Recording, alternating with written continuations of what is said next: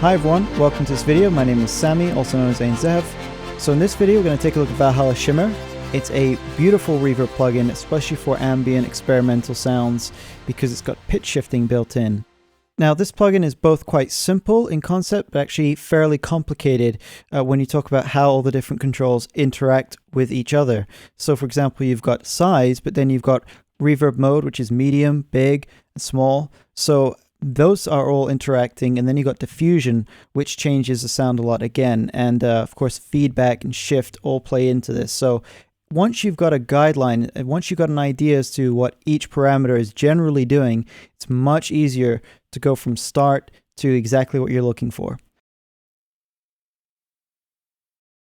Now, the way I find it useful to understand this plugin is just to imagine that we're in a room, and as I play through the parameters, I'm going to explain what each one is doing to that room that we're in. So I'm going to start by playing back this snippet of audio here, and it is a bit repetitive and I apologize, but it's really a good way to get to grips with what this plugin is doing. So I've now brought in some mix. We're hearing the initial sound and we're hearing a delay. Great. Now what's happening, of course, is the sound is traveling out, hitting a surface, the walls, and coming back to your ears, and that's why there's a delay. This size parameter will define how far away that wall is, and therefore how long it takes for the sound to go hit it and come back to your ears. The bigger the room, the longer it takes.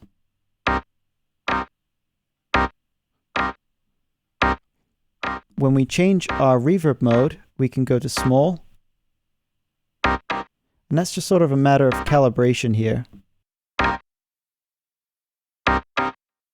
We go to medium again. So we've increased the size of the room. Big is going to be even larger.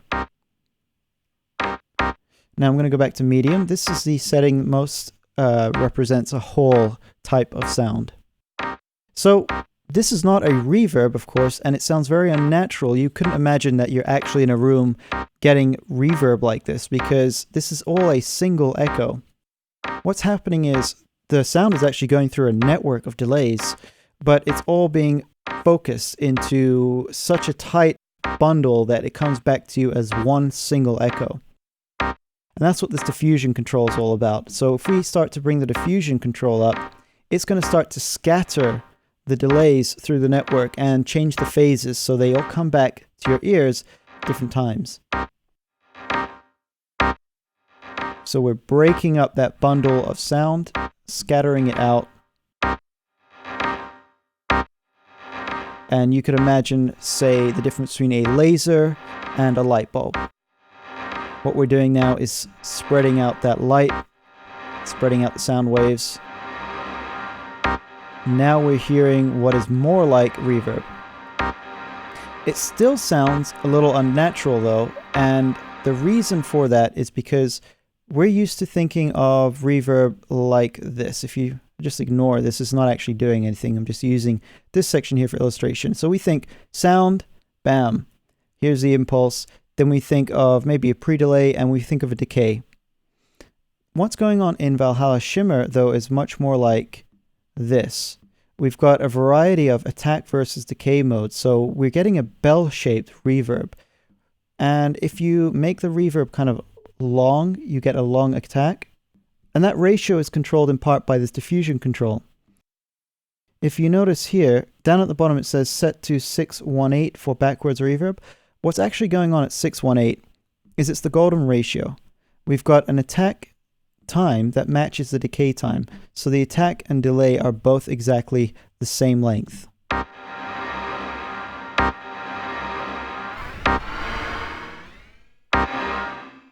So you can think of the size as sort of calibration, whereas this is more like the envelope shape at this point. Now once we increase the feedback, we're taking the output of the plugin back into the input, and it's creating more diffusion, more reverb. And of course it means that the signal, the decaying signal, goes on for longer and longer. But notice we still got that general envelope sound of equal attack, equal decay, up to a point. Of course, this part here is introducing a lingering decay, but you can hear that envelope shape.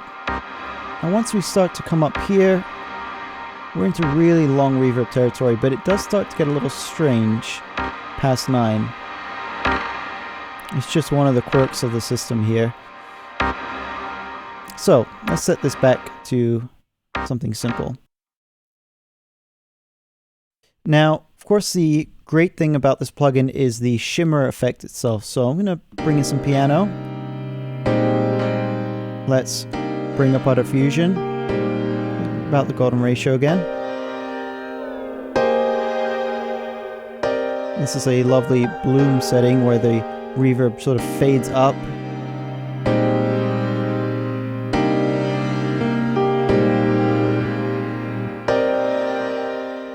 Now, let's bring in the pitch shift. To do that, you've got to activate it by choosing one of these modes. I'm just going to go for single for now.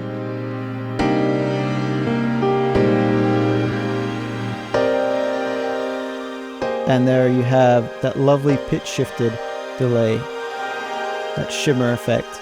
So we have grains here. If you imagine the audio as this single note here, being chopped up into lots of little pieces and then being pitched up an octave. That's kind of what we've got here. If I take feedback out, you won't hear the pitch shift at all. So these two controls are grouped together for a reason. So the shift comes through the feedback control, remember that? And the more of that feedback you bring in, the more of the pitch shift sound you're going to hear. Of course, we don't have to do it exact octave. We could do it, say, 7 semitones. Really beautiful stuff here. Now, what are these other modes? Well, dual will take our shift and repeat it on the opposite side. If you listen to the low end, we've got a very high octave up, we've got a high sound an octave high, we've also got low sound an octave lower here. This might become more obvious if I take it to a vocal. I'm going to bring the diffusion down and the size down.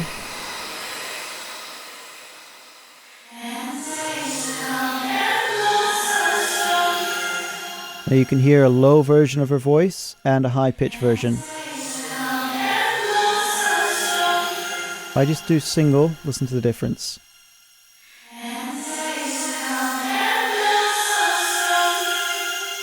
Let's do something less drastic so we can hear it a little easier.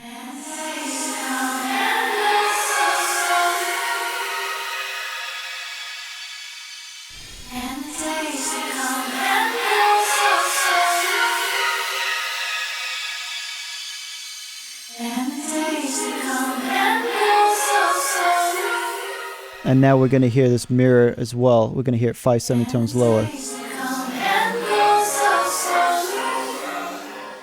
Do a very small amount.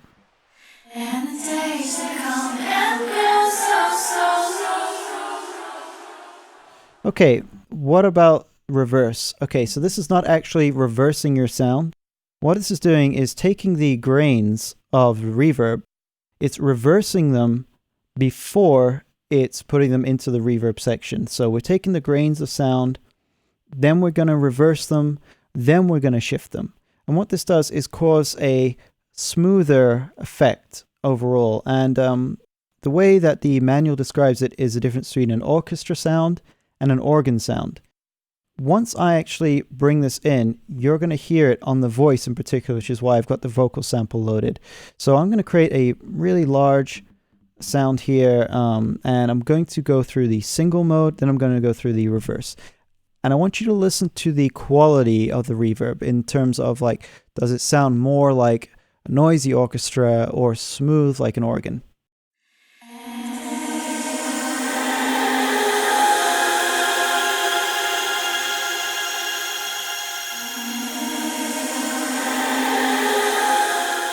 I'm going to make a long decay so we can have a good listen to it.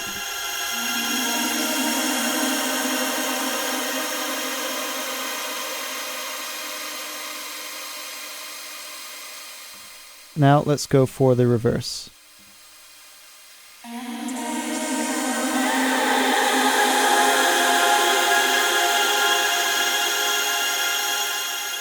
So we've got something much more akin to a smooth tuning there, where it's not so grainy.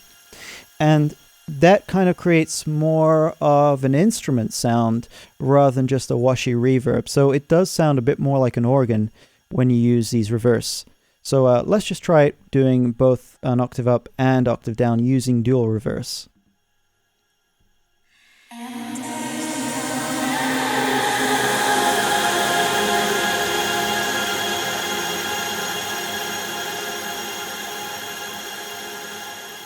And I know it does sound like strings, so saying orchestra versus organ could be confusing, but just think of like the tuning quality of it. Let's go back to the non-reversed. So remember, a bit noisier, a bit rougher.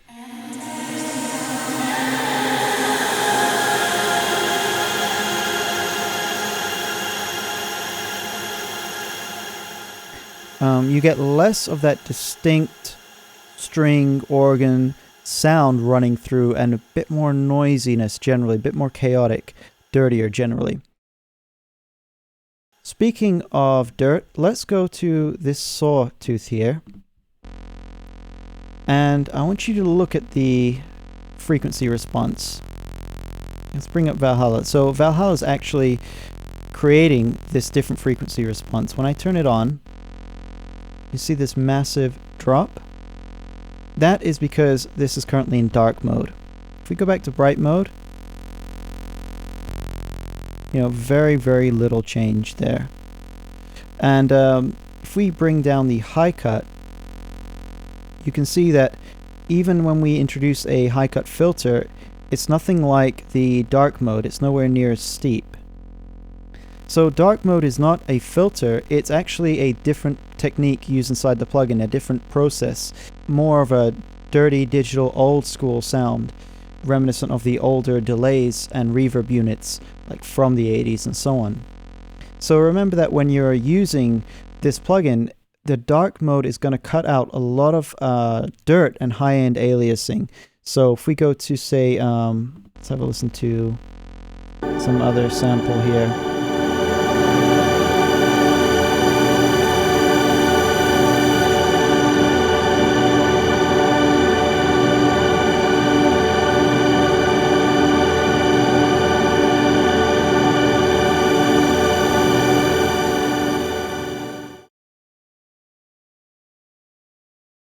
So let's go to something with a little bit of rhythm to it.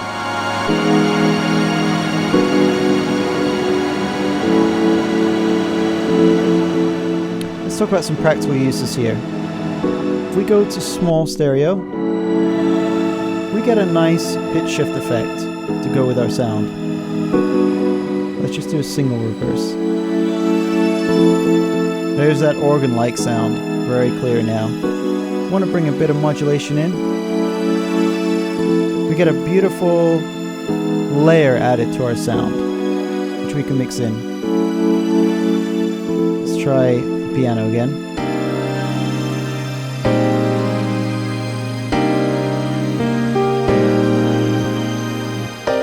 Now, if we go to medium stereo,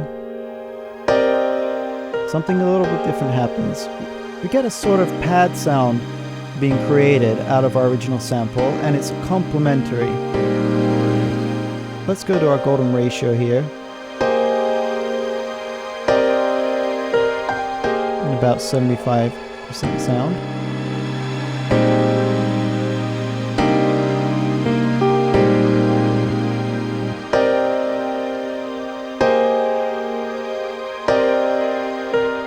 So this is a great setting if you want to just add in some pad sound behind your sample. So you want to create a lovely backing track for it, if you will.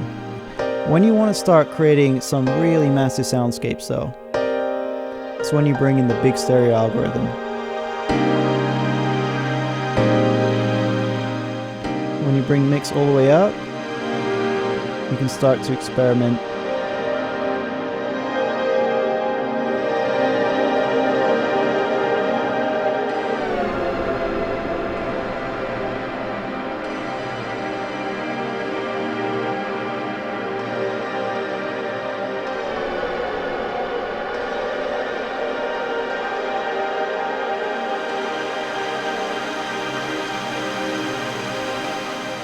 Now we have something which really doesn't resemble what we started with, apart from, you know, the notes that we're hearing. We lost a lot of the transient information, and it's just like one big wash of sound. Beautiful. If we try something else, let's have a listen to the kind of different sounds we can get here. We start with this guitar.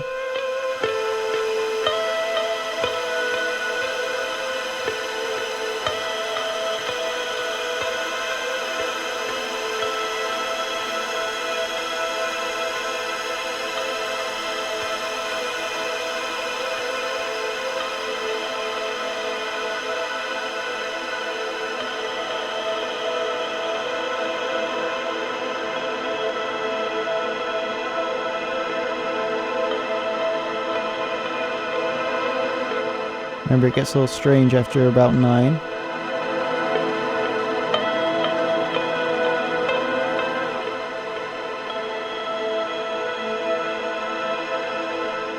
Some awesome long tails here. What happened to something a little less melodic? Okay. How about some mellow chords?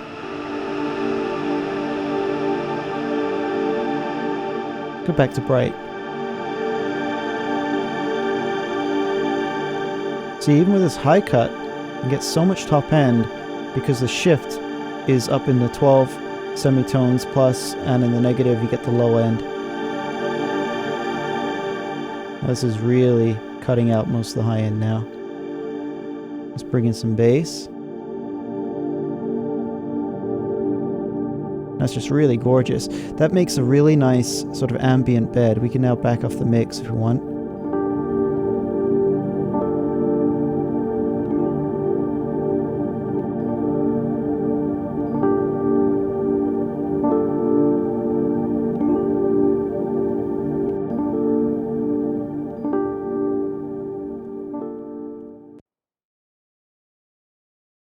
Okay, so I want to show you one more setting. And let's do a sort of tape delay. I'm going to play this one here.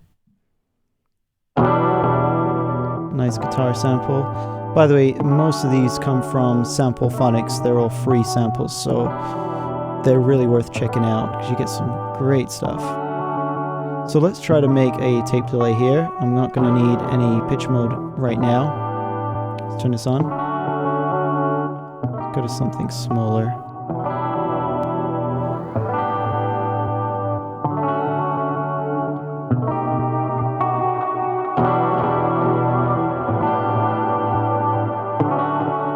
Make it dark.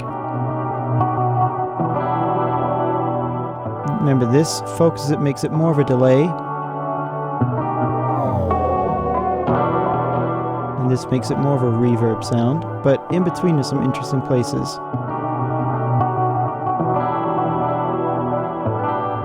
Now we can modulate this.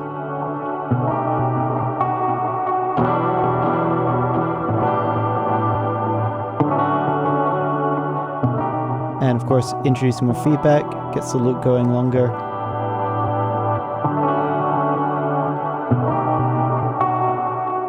But what's very interesting is we do get a stereo sound ultimately. Make the room smaller, get more of a slapback delay.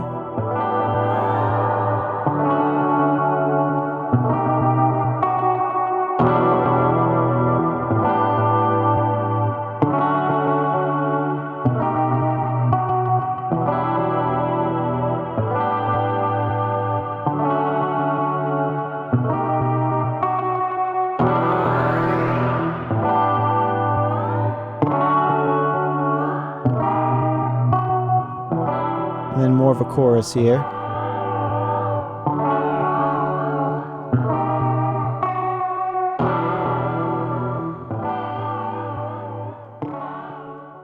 Okay, the last thing I want to show you is some really interesting weird sound effects you can get on percussion sounds in particular. Let me just play these drums for you. You can hear it here, but let's go back to guitar, you can hear it even clearer. See, somewhere in between that single echo and the reverb diffusion, get this interesting creaky noise. and it's kind of like a glitch granular delay. And I do want to point out that even on a percussive sound, you can get some interesting feedback using the shift.